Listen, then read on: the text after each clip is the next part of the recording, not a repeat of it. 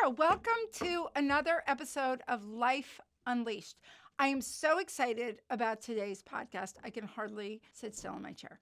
It's the do's and don'ts of dog or puppy parenting. In fact, a lot of these things that I'm going to talk about relate a little bit to regular parenting, and they relate a lot of it to just dealing with pets in general. But let's focus on our dogs and our puppies, because those are often the pets that we want to take places and do things with. They're the ones we think of like children, probably for good cause, because they do have a lot in common with kids. They love social interaction. They love to be a part of things.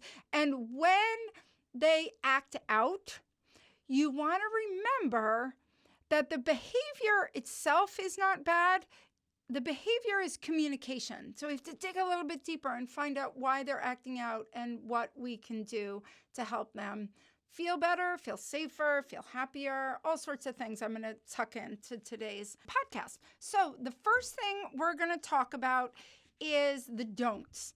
Because I walk into homes or I talk to people on Zoom and can tell what their people are doing wrong simply by their behavior. Let me give you a great example. We have what's called an imprint puppy. So I only take young little babies.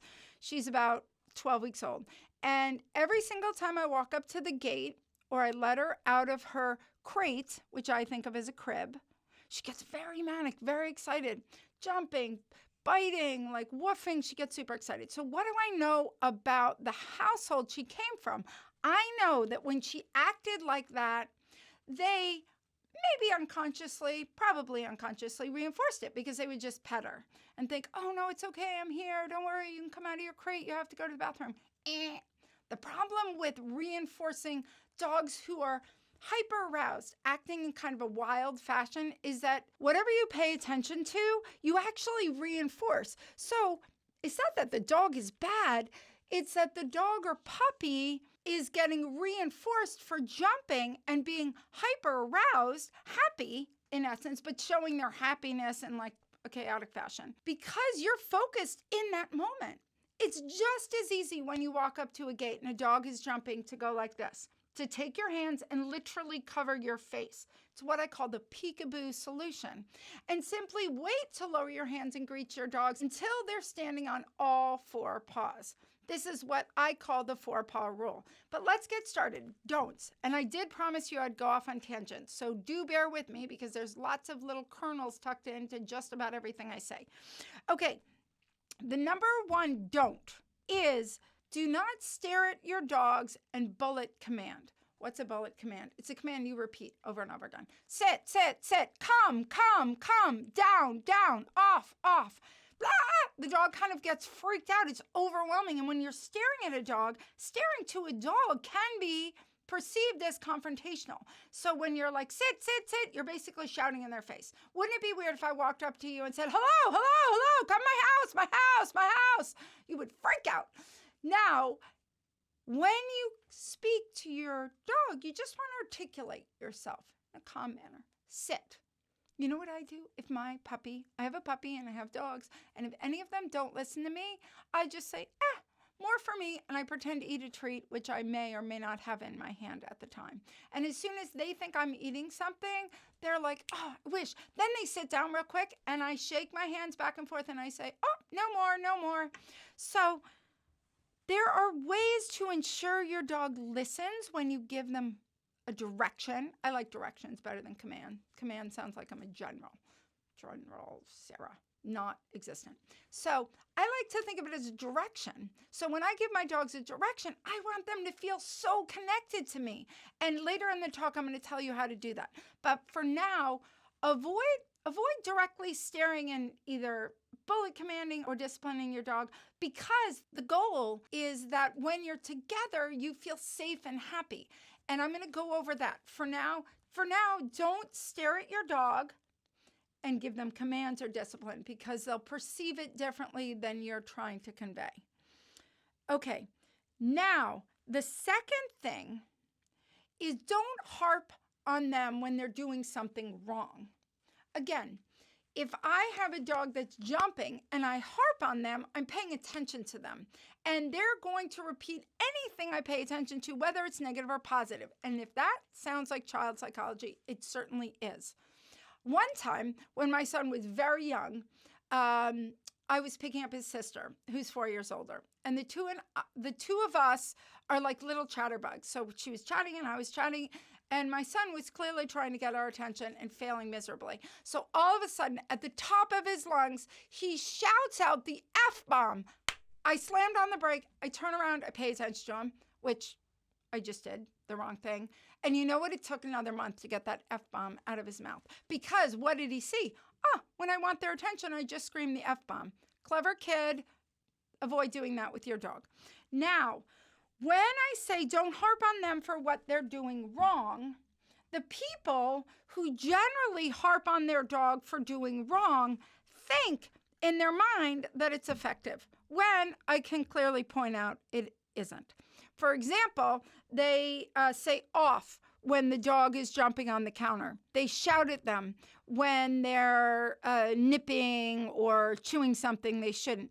And in the moment, they stop. And then I ask, do they do it again later? And they say, yeah, in like 10 minutes. So it's not effective. If the dog understood what you were conveying is they weren't allowed to do that, they wouldn't do that.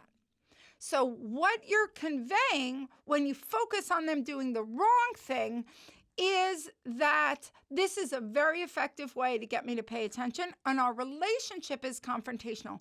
Another example happened just last night. I'm with this adorable puppy. They're coming in for a week starting tomorrow.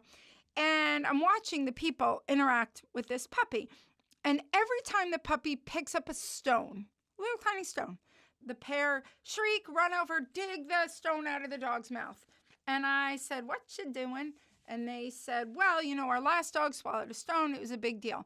And I said, but seriously, what are you doing in the moment? You're conveying prize envy, that stone has value because you're willing to stop everything, run over, and pull it out of the dog's mouth. And again, I pointed out to them, if it was an effective way to discipline the dog for picking up stones, it would stop picking up stones. Instead, it was picking up stones every other minute. It was a hot mess. So how am I going to backtrack? First of all, I'm going to teach them drop it. I'll teach them find it. And I'll teach them leave it. And yes, you can do this with a very young puppy if you do it right. Stick with me and I'll teach you how to do it right. Okay, so the next thing, and this is a super important thing, is don't keep your puppies up late at night. And why I'm tucking it in kind of in the middle of the discussion is because it brings up a very important point. And that is, an overtired puppy is like a tantruming toddler with teeth. They are complete nightmares. And I would go further to say that a much larger percentage of dogs in America are overtired than not. How do I know this? It's a gander. Don't quote me. But just about everybody who calls me with a puppy who is jumping, they're biting in like a crazy manic fashion. They're showing puppy aggression, which again can just be a puppy that's tired. I go over to their house, or I do a Zoom, or they come to Camp Sarah, and the first thing I find is that they are getting way too little sleep. The people are keeping them up on the couch to cuddle them until 9, 10, 11 at night. The puppies are having the wild zoomies again at 9, 10, 11 at night. A puppy is like a baby, and a dog is still a dog. Dogs have to go to sleep with the sun. They live in what's called a crepuscular biorhythm. So they are most awake at dawn and dusk, not up late at night watching Colbert. Puppies and dogs need to be in bed by 8 o'clock.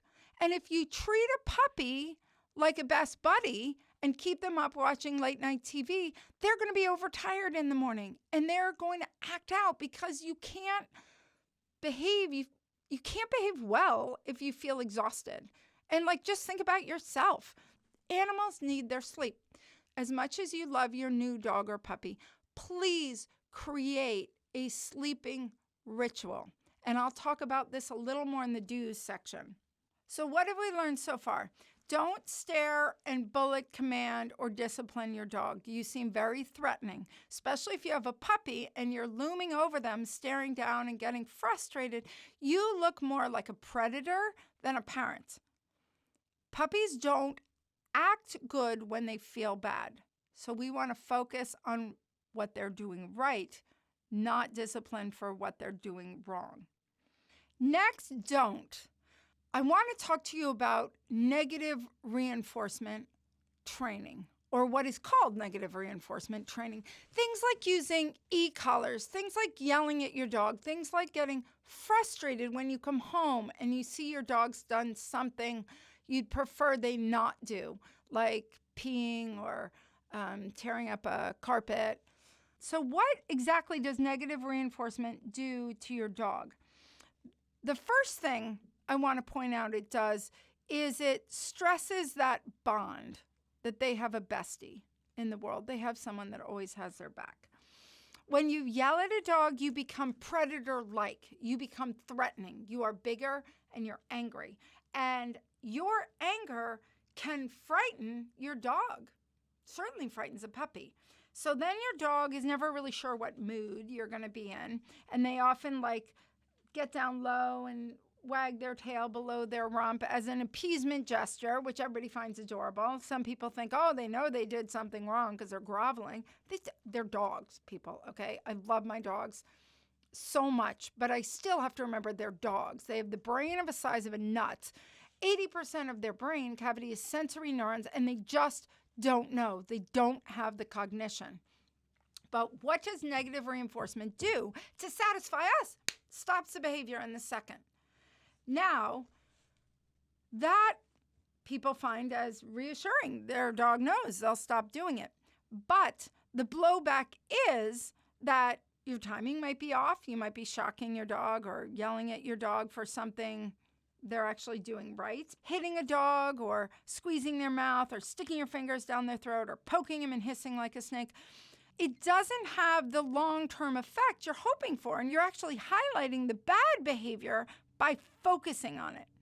And who wants to have a scared dog in their presence? Dogs who are hypermanic or constantly in hyperarousal are often worried that their person might do something bad. So it makes them nervous to make them act out. It's a whole rigmarole that you just don't need to raise a dog. So check your frustration at the door and get real. You're dealing with a dog. You're not dealing with a human, and God forbid you deal with a human in those negative ways. I think of Ragnarok, Thor Ragnarok, and they had this band around the guy's arm, and every time he did something they didn't want or left the compound or whatever, they shocked him. And in that instance, it's dystopian. But in our world, we do it to dogs without hesitation. Now, the final dote today is please stop treating your dog like a stuffed animal. True fact. I had a client come in the other day, and her puppy was growling at them.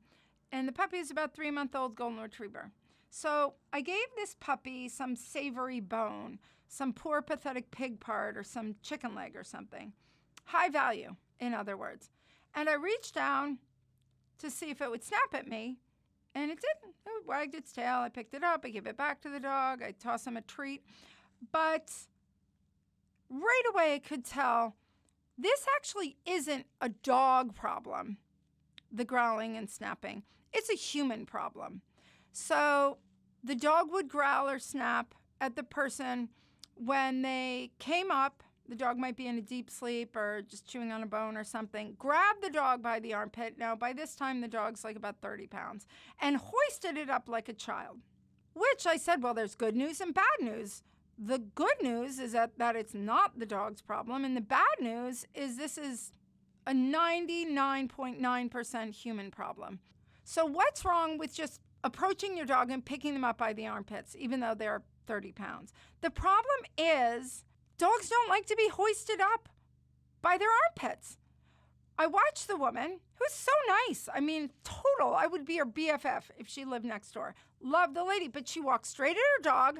She didn't give the dog any warning. She was going to grab it by the armpits and hoist it up, or even give any warning that she was going to jar the dog awake. And the puppy, in that instance, has got to be thinking prey because it's half asleep. So if anybody grabbed the dog suddenly, if anybody grabbed the child suddenly, they would be so jarred awake that they would cry or snap or feel threatened. Needless to say, it didn't take a lot of sessions to get that problem to go away. In fact, it took one, and it was more human training than dog training. What did I teach her to do? The most important things to remember: the dog is not a stuffed animal.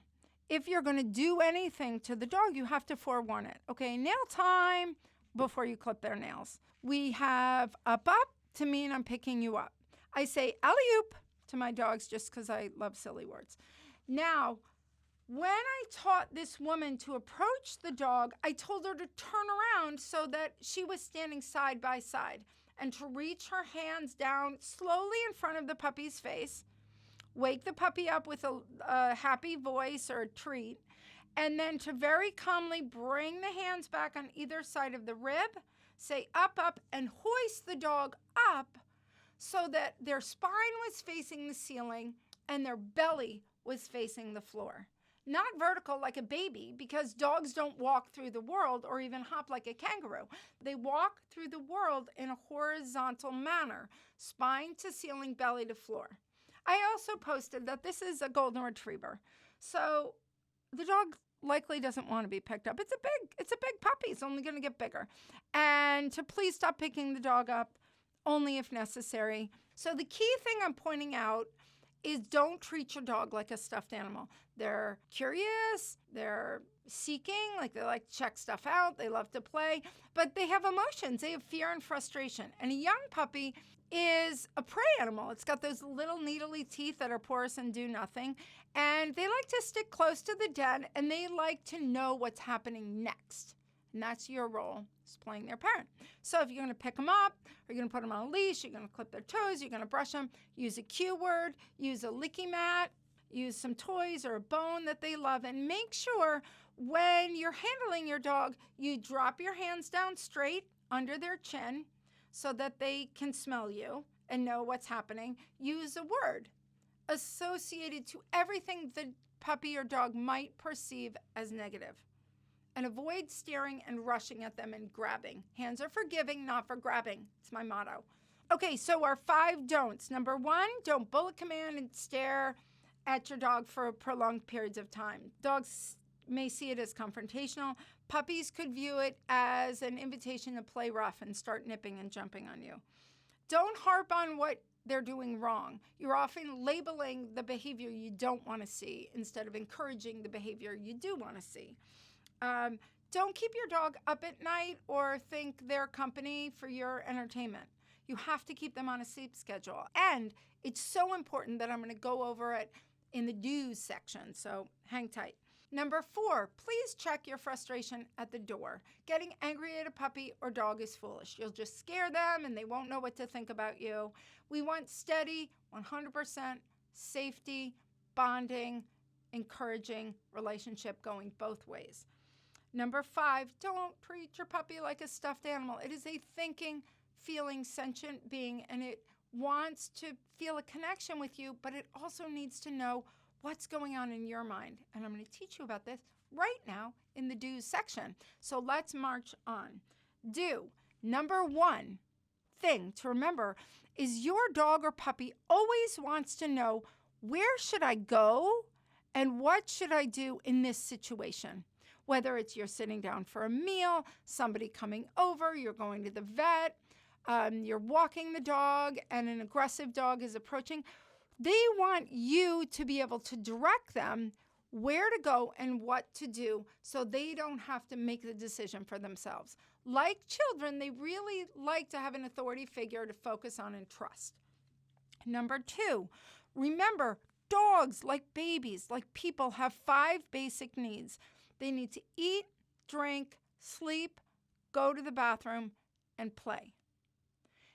If one of these needs isn't met, a puppy or a dog will communicate that, not with words, not with crying, because that's not their way.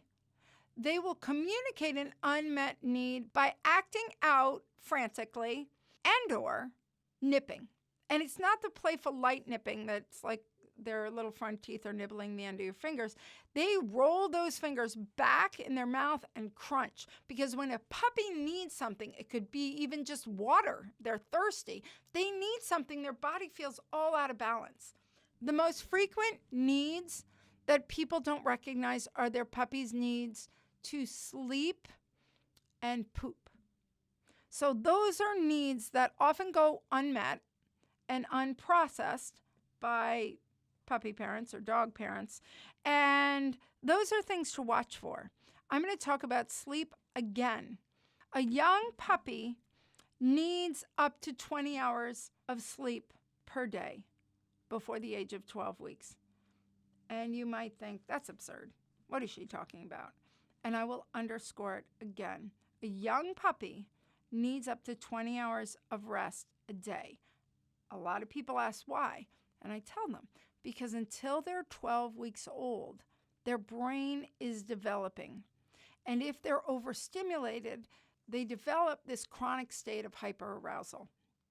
So with regards to sleep, I like puppies to be put in a quiet room, preferably in a crate or gated somewhere so they have a smaller space. I like to see the room darked out, pitch black, like they're deep in the inner sanctum of the den. And I like some canceling music playing, either white noise-ish, sounds of the ocean, the rainforest, whatever, or actual music. And they've done studies to show that soft reggae music or soft rock can be the most calming to a dog. So the number one thing I see out of whack when I walk into a home, either with a puppy or a dog, is that they're not getting enough sleep. Dogs should be resting from 9 to 3 or 4. They should be most awake dawn to dusk, so 7 to 9. Most awake later on, 4 to 6. And then they should be going to bed at 7. Dogs do not need to be overstimulated or run around like children from play date to doggy daycare to agility in the evening. It's too much. They're dogs.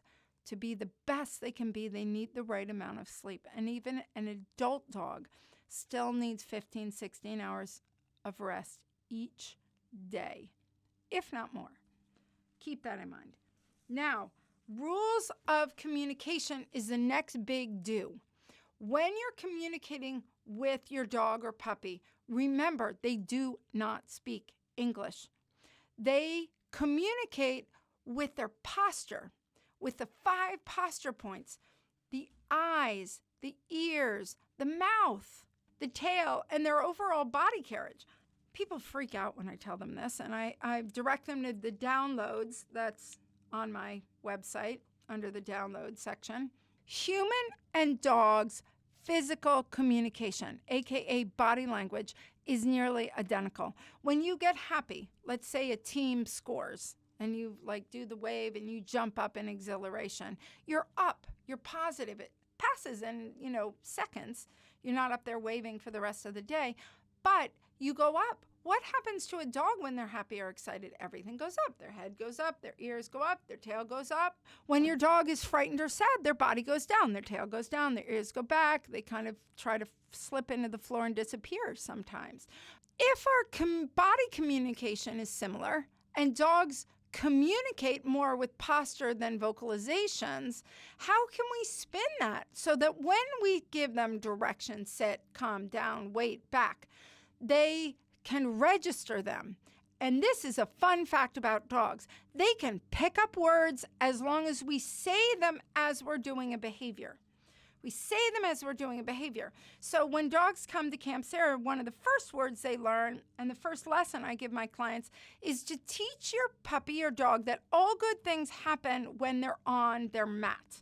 What is a mat? It's just like a blanket or a non-slip fabric mat. You set up their mats in various rooms you share, and before you give your dog or puppy anything, you encourage them to go on your mat or to go to place. So before I pet my puppy, before I put their food down or give them a treat or a toy, this goes for dogs too, I wave my arm like I'm bowling, I point to the mat and I say, on your mat.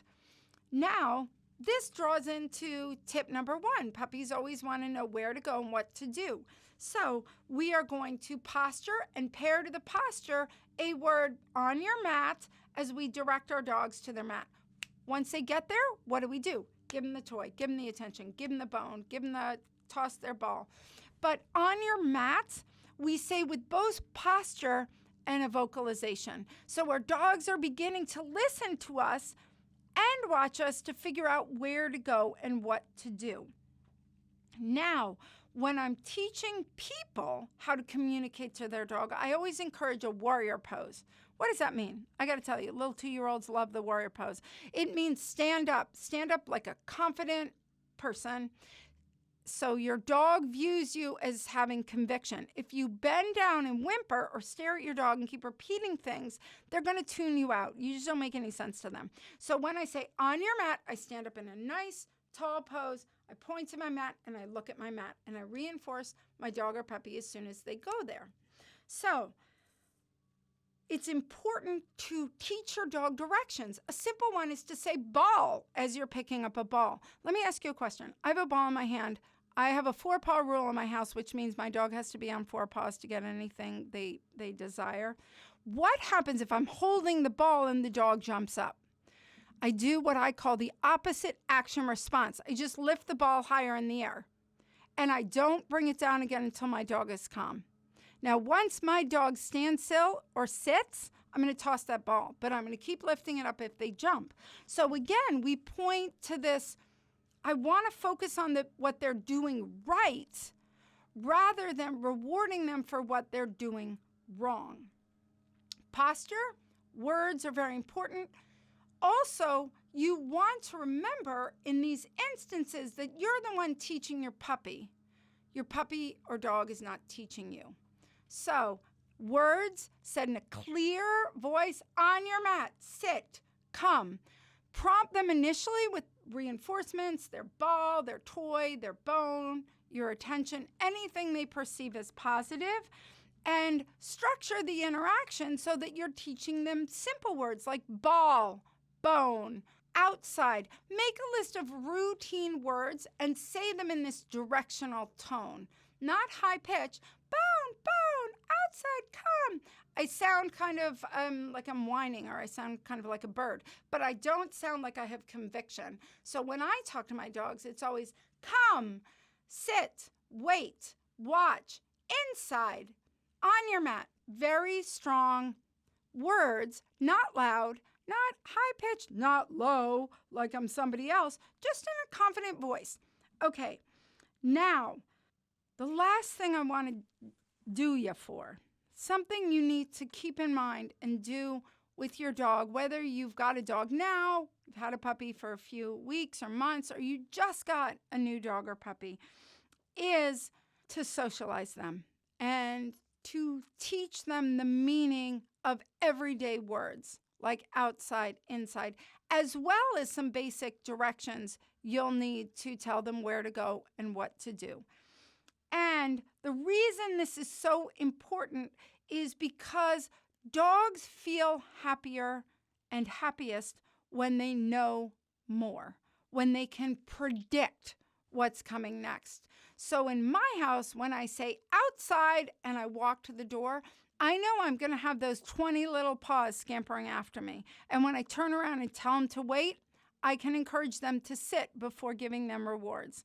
And that makes both them and me feel pretty great, because at the end of the day, the one thing I want to guarantee to my dog is that the safest, the best, the happiest place to be is at my side.